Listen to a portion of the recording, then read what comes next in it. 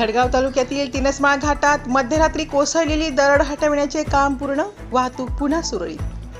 धडगाव तालुक्यातील तिनसमाळ घाट परिसरात मध्यरात्री दरड कोसळल्याची घटना घडली होती.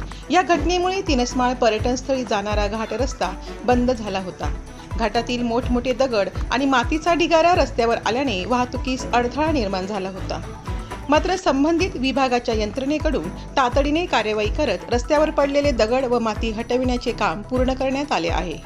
अभियंत्यांकडून मिळालेल्या माहितीनुसार सध्या घाटातील रस्ता वाहतुकीसाठी मोकळा करण्यात आला असून वाहतूक पुन्हा सुरळीत सुरू झाली आहे. दरम्यान घाट परिसरात प्रवास करताना नागरिकांनी आणि पर्यटकांनी आवश्यक ती खबरदारी घेण्याचे आवाहन प्रशासनाकडून करण्यात आले आहे. आदिवासी जनजागृती न्यूज नंदुरबार.